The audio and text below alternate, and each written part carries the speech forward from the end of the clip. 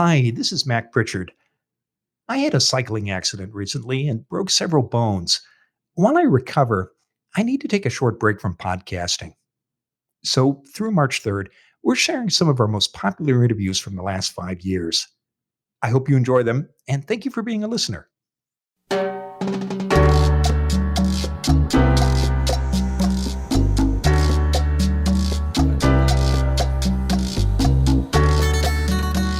This is Find Your Dream Job, the podcast that helps you get hired, have the career you want, and make a difference in life. I'm Mac Pritchard, the founder of Mac's List. It's a job board in the Pacific Northwest that helps people find fulfilling careers. Every week, I interview a career expert about the tools you need to get the work you want. How many times has somebody said this to you? Follow your passion and the money will come. Our guest today says this is terrible advice, especially when you choose a career. Here to talk about this is Grace Lee. She's the founder of Mastery Insights. It's a coaching and education company. Grace also hosts the Career Revisionist podcast. She joins us today from the city of Richmond in the Canadian province of British Columbia. Why do you tell people not to follow their passion when choosing a career, Grace? Well, the fact is, not everybody has a passion. And here's the thing. I mean, most people go out searching for their passion and they do the eat, pray, love thing. They might do some traveling, meet with some people, and they're just stuck and they're like, I don't think I'm passionate about anything. And they feel like something's wrong, that they haven't searched the right way or anything. But it's okay. Not everybody has a passion. So it's okay. Like if that's you, you can breathe a sigh of relief, because if you've been searching for your passion for some time now and you can't seem to find it, it's normal and it's okay. And on the other side of the coin, there are certain times where you have a lot of passions or interests, and sometimes it doesn't make sense to really turn those passions into a career, right? But don't you need passion to get the most competitive jobs? Doesn't it take that kind of drive? It takes drive, but the drive comes from commitment. It comes from a resolve to be better. It comes from a resolve to continue with personal development. And it comes from the ethical choice of saying, I'm going to show up and do my best to do my best work. Right. So the passion can be the passion to do your best work and the passion to have personal development in your career journey. But having a passion about something doesn't lead to a fulfilling career. So why do people keep telling us, Grace, to follow our passion? Well, it's a misconception that passion is the only thing that is the key ingredient to finding a fulfilling career, because of the connection between passion and being able to find something that you love so much that it just puts you in that state of flow where time just feels like it's passing you by. But the thing we don't realize is that passions are not something that is stable over time. I mean, there's evidence that you have a passion about one thing, and a couple months later, or maybe next year, your passions change with the wind. So it's not a very stable thing to build your career on, which is also why choosing passion can be the source of a lot of pain and suffering in your career. If your chosen career path was guided only by your passion right from the start. What do you see happen to people who follow this advice, follow your passion when picking a career? Usually what I've seen is that what ends up happening is they decide on, well, I think I've identified this as my passion, for example, and I'll use the example of traveling. I'm very passionate about traveling. And most of our passions are really born from subjective biases and perceptions that people have about the world immediately around us, right? So if you have a passion for traveling and you kind of want to incorporate a career path that involves a lot of travel, most often what happens is that we're so engrossed in that we need to choose our passion, that's the ingredient we need, and then we choose an occupation that involves, for example, frequent travel around the world, and it seems appealing. It feels very exciting, and then what ends up happening is we experience a lack of fulfillment because we didn't think about the inconveniences or the health impacts of dealing with jet lag, or feeling that traveling so much is not so. It seemed like the grass was greener on that side, but when you go to experience it, it doesn't seem that way when it actually becomes a reality. We all know people who say, I get paid to do what I love. Are they acting on their passion, Grace, or is there something else at play here? There's definitely something else at play. If you're doing work you love, chances are, if you ask the same person who says, I'm doing work I love what I do, if you ask them, are you making a contribution, a meaningful contribution, a contribution that's meaningful to you? Chances are that they would say yes. It's a meaningful contribution, and they know it, and they're clear about it, that what they do matters. Talk to us about the difference between understanding making a contribution and acting on your passion. Right. So when you are acting on your passion, a passion, like the definition of a passion, is just simply strong and these barely controllable emotions, right? They're like knee-jerk reflex behaviors. So passions in and of themselves are ignited by that part of our brain, the emotional part of our brain, where it's kind of like impulsive, more impulsive, and they're not intuitive. So they don't have an intuitive or an inspired direction or any objective reason to it, right? So it's like, if you're pursuing that, it's not something that's intuitive. It's not inspiring, and it doesn't have reason behind it. So in that sense, your passions can change, right? Your passions can change, but you're following your passion. It doesn't mean that you feel that it has meaningful purpose. But when you're using that part of your brain, the executive centers, the part right behind your forehead, if you're using that and you're pursuing meaningful purpose, then you are having this extra filter of what's meaningful to you, what's purposeful to you, and what is your calling. Let's talk about that foundation, because you mentioned what drives passion, emotion, and other similar emotions and feelings.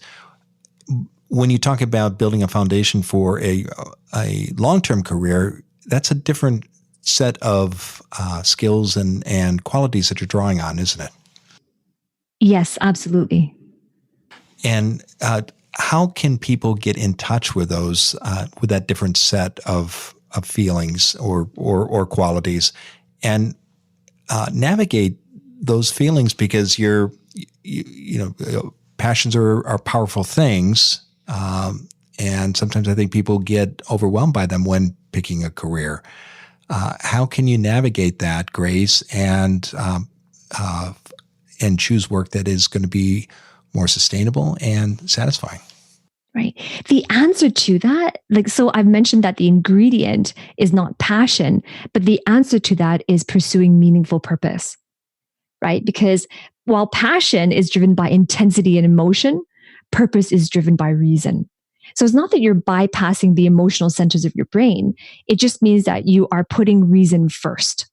Right. And so there's a lot of performance studies out there that show that if you want to sustain that motivation in weathering the storm of the challenges of your career path, you need to have that urgency. You need to have your reasons. Like, why comes first, right? Simon Sinek said it best, right? Start with your why. When you know your why, that's how you weather the storm of all the emotions, of all the intensity of uncontrollable emotions that come with weathering the storm.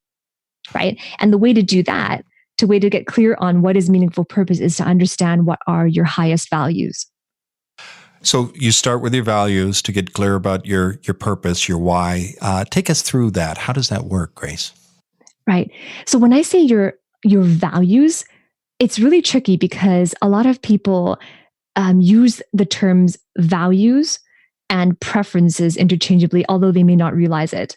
Right. So when I ask someone, what are your values? Right. Most often I hear people say, well, I value honesty, I value integrity, or I value authenticity. And these things are all great to have values. Right. These are all great values. But sometimes what they're listing are actually just social idealisms, and they're not actually their true values. Right. So when I take someone through the process of, you got to figure out what your true values are. Their values at the end of the day, when behind closed doors, it's what you act upon, and you tend to those values. So how do you come up with that short list, Grace? Because many of the values you mentioned are everyone will say, yes, I'm those are important to me. But we have so many different listeners, and everyone is unique. How do people get clear about their own values that are most important? Yeah, it requires a lot of introspection and being brutally honest with the actions you've been taking, the decisions you've been making. I'll give you an example. I've talked to, like, for example, someone who would say that I value honesty at work. So I don't want to cheat my boss, and I want to make sure I'm there at work, and I don't cheat my boss of the time that I'm expected to be at work. And yet they say this is their value. But when you look at their actions and they're brutally honest with you, they look for every way that they can come home just a little bit earlier to be with their family. Right. So it's a social idealism to have integrity and to have honesty at work, but their actions, everything about them is saying, I just want to be home with my family. I don't want to work overtime. I don't want to work any harder. I just want to be with my family. And so those are their true values, is time with family. Right. So then sometimes. So pay attention to what you do, not necessarily what you say or think in terms of ideals. Exactly. Paying attention to what you do and how you feel as you're doing it. Right. And so oftentimes when you pay attention to what you say is influenced by your surroundings as well. So oftentimes what we feel, what we say, and what we believe are our values are actually values that have been injected upon us through someone else, our parents, our teachers, or some authority out there.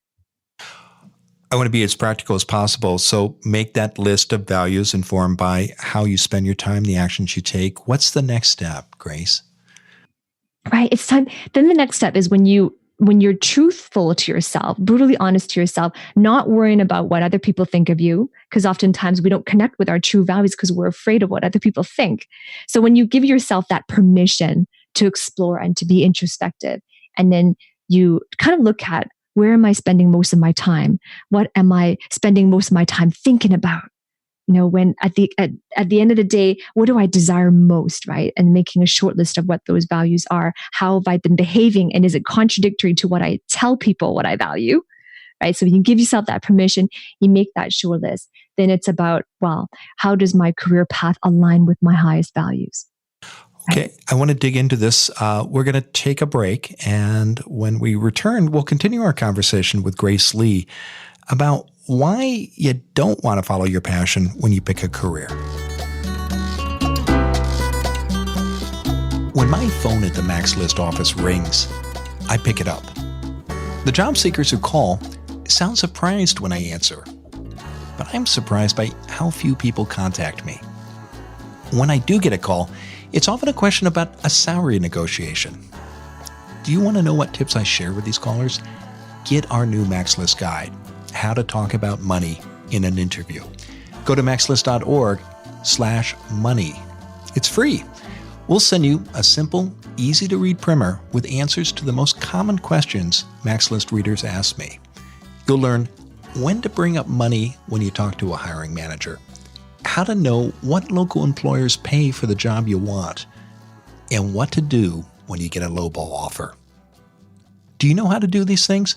Don't worry. We can show you. So you can get the salary that you want. Go to maxlist.org/money. What will you say when an employer asks, what are your salary expectations? You could try to catch me at my desk, but I might be in a meeting when you call. Why take a chance? Get your copy today of How to Talk About Money in a Job Interview. Did I mention it's free? Go to maxlist.org/money. Now, let's get back to the show.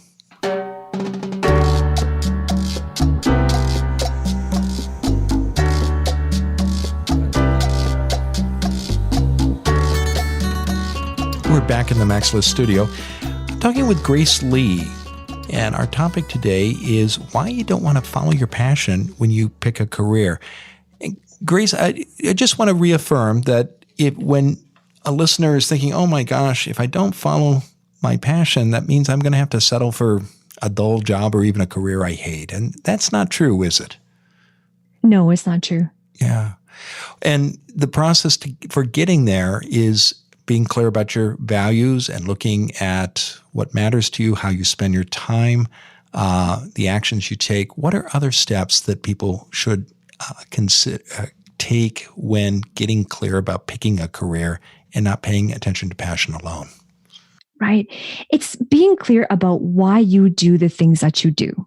And this is where principles of neuroscience really come into play, because all of our actions Every single thing that we do or decide not to do, it's a decision. And we do things only because we feel like it. Right? Everything that we do or don't do is because we feel like it or we don't feel like it, right? So it's based on a feeling. And so drivers for our actions are based on things that we feel comfortable with or things that we feel repelled by.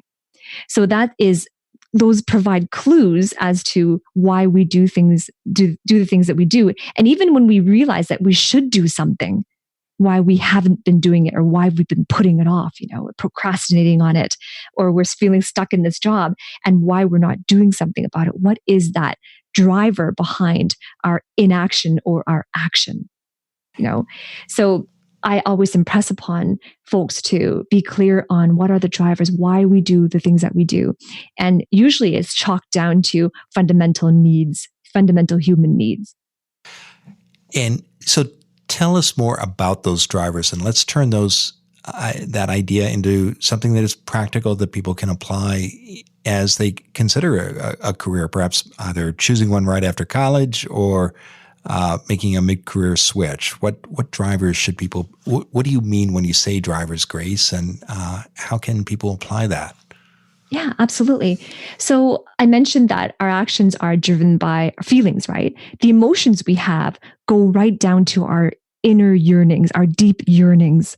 And these are natural, but the yearnings we have are because we have fundamental needs. So if we feel fearful, if we feel like fearful of the unknown, we feel fearful of making this decision, there's a reason why behind that. Simply being fearful of something is not going deep enough. So I always say, well, the way to get down to that core, to diagnose the reason why you're making that choice or not making that choice, is to ask why 5 times. Like, why am I fearful? And then your answer might be, well, I'm scared of what other people think. And then you ask why again. Why am I scared about what people think? And then it could come down to because I've been bullied in high school or I've been bullied before. And then you just keep asking why 5 times until you get to the core of it.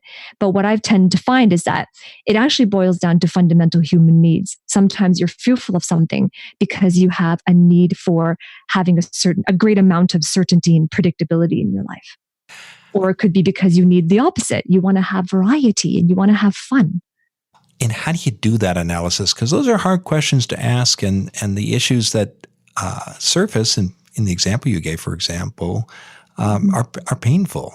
How do people go through that successfully and apply it to a career switch or a job search?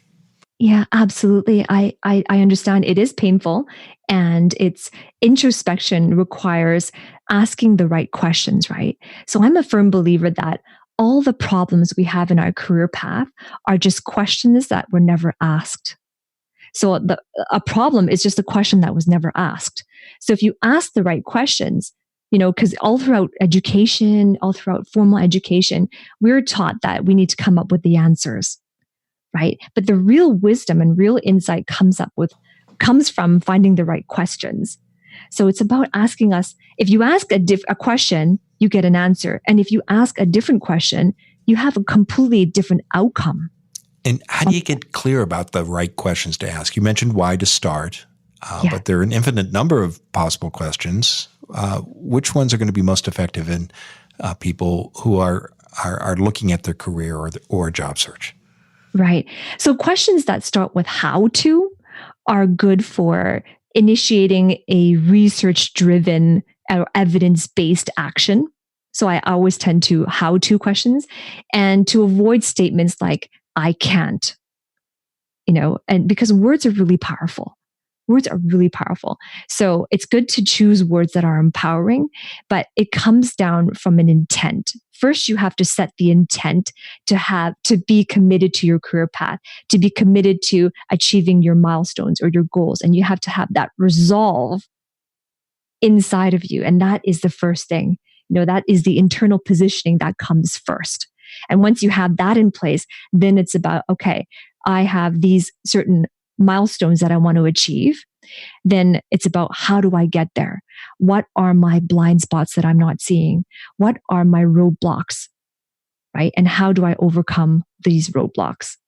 And it's really, really important also to have a coach alongside of you or a mentor as well to help you to educe it, but through questioning and through getting to know you, right? They're able to educe some answers from you by asking key questions that maybe you've never thought of. So we started out talking about passion, and you made the point that purpose is the better way to get clear about the career you want. Talk to us about purpose and why it matters so much and how a listener can get clear about it. Mhm. Because if you know your purpose, it will give you direction and it's going to inspire you, right? Unlike passion, meaningful purpose, it does not change so frequently. It doesn't change with the wind, right? Because meaningful purpose is more steady and it's more stable. And it's safe, therefore, to base your career pursuits upon that because it provides you with the objective reason of why you do what you do. So that's why it's important, right? And your reasons always come before attaining career success. Going back to your why, your reasons always come first. When you have your reasons, you have your urgency, your sense of urgency, and therefore the resolve will follow. Right? So let's get practical. How do people go through this process and come up with a statement and of their purpose? Mm-hmm. So there's four basic questions that I like to ask. And one of them is like, the first question is like, what am I good at? Like, what am I really good at doing? Right. And the second question is like, well, what can I get paid for? Like, what can I turn into a career? Because we're not talking about hobbies here. We're talking about making a living, right? Let's get real. A career is for making a living. So you're asking yourself, what am I good at that I can get paid for? And then the third kind of like element into it is kind of like this is where the meaning comes in. You're asking, what does my industry or my marketplace need from me? What do they need, right? So you know what your offer is. You know what your offer is because you know what you're good at and you can get paid for it. Then it's your industry marketplace. What do they need, right? And then the fourth one, okay, so what are you good at? What does the marketplace need it? Can I get paid for it? And also to look at the sustainability. So talk about sustainability because the first three, I think, are subjects that come up a lot. People do need to understand an employer's problem, and they do need to be clear about what they offer in terms of skills and understand their strengths. What do you mean when you say sustainability, Grace, and how can people make that happen? Absolutely. So one thing that is inevitable is that the future of work is changing. Right. One thing that is constant, the only thing that is constant is that there's this accelerating pace of change in work. And the future of work is going to look so different than it does now. It already has. And it started with the information age. So if we want sustainability, what that means is how do you make sure that you stay relevant over time? Right? Because at the end of the day, if you ask most people, the number one regret is that they didn't live life true to themselves. Right. And people want to leave behind a legacy. People want to leave behind their message because that's real. The meaningfulness comes from that. When you look back on your life and you say, yes, I have had a contribution in this world. Yes, I have made a difference to people. Or yes, I have helped a certain group of people. So that's where meaningfulness comes in. And so if you're looking in terms of sustainability, it's like, how can I ensure that I will stay relevant as careers are changing, as the world of work, the future of work is changing? How can I ensure that I continue to make these contributions and be able to make a living as well? And how do people do that? Yeah. How do they stay relevant? Right. So if you look at the trend, one thing that is there was going to be recessions. That's inevitable. There are going to be layoffs. That is inevitable. There are going to be big companies swallowing up smaller companies. That is inevitable, right? But one thing that all companies have in common is that they need to make revenue, right? They need to make sales and make revenue because companies are there for profit. Of course, you have nonprofits, but they also need money to survive as well, right? So if there is a way that you can show that you have a skill set that can contribute to that corporation or that company so that they can continue to make revenue, then you become indispensable in a way. Because even as the marketplace is changing, and it will, every marketplace will evolve, customers will evolve and they will have bigger and bigger say. Customers are powerful now because they have more and more say into what products they choose and who they buy from. And they're powerful. Customers are more and more powerful now because of social media. But if you have a skill set and you can demonstrate that you can help them solve that problem, then that's indispensable. So if you're working for a nonprofit, show how you've contributed to grant dollars or other forms of revenue. If you're in the private sector, how you're adding to the bottom line and quantify that. Yeah. How can people find purposeful work, Grace, once they ask those 4 questions and they're clear about what they want? See, here's the thing.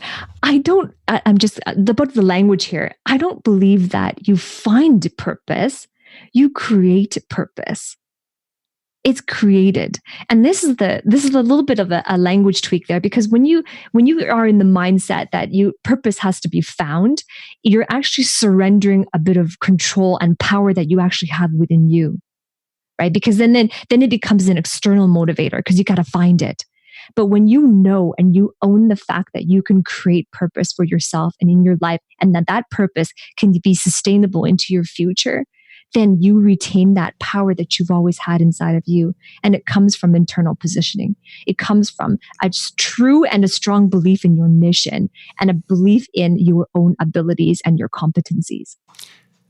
I think that's an important point you're making, because it is ultimately about creating your own opportunity rather than going on a journey of discovery and hoping to find somebody who's offering what interests you. Instead, you're taking charge, aren't you? Absolutely. And it's so important because most people don't feel that they can take charge, but you can, especially with how powerful consumers can be. Employees and savvy professionals also have power within. Oh, it's been a terrific conversation, Grace. Now tell us, what's next for you? Right. So I'm in the process of building this global movement called Career Revisionist. And my ultimate goal is 1 million dream careers created. And also by teaching people these principles of business development and understanding that you can create your future, and by understanding the future of work and the evolution of that. Well, I know people can learn more about that movement as well as your podcast, The Career Revisionist, by going to masteryinsights.com. And we'll be sure to include that URL in the show notes and the website article at maxlist.org. Now, Grace, you've shared a lot of information with us, some great advice. What's the one thing you want the audience to remember about why you shouldn't follow your passion when you pick a career? I would like people, like listeners, to realize that they have everything they need within them. Everything they need, all the knowledge is within them. That power is within. It just has to be, you just have to recognize and learn about that power.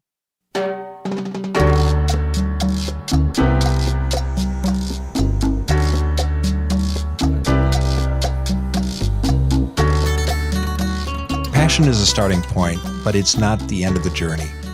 As Grace said, you need to be clear about your purpose. It takes some work to get clear about that, but once you know, your work's not done. You also have to take charge of your career.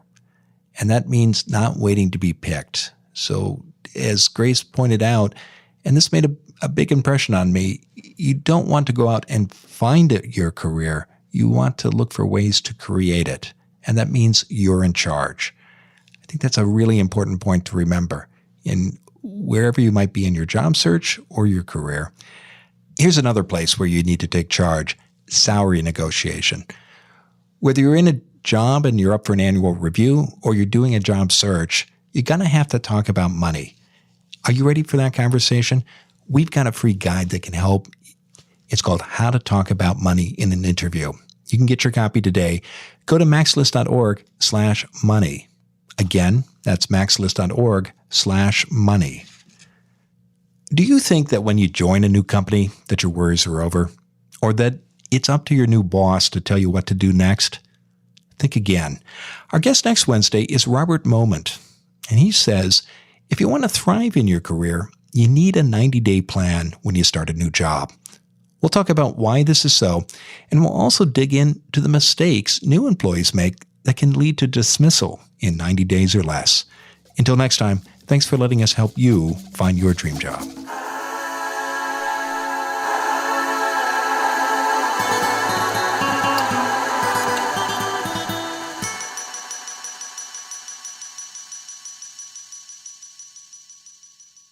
This is Mac Pritchard again. I hope you enjoyed this interview from our archives. Please join us next week as we share through March 3rd some of our most popular interviews from the last 5 years. And thank you for being a listener.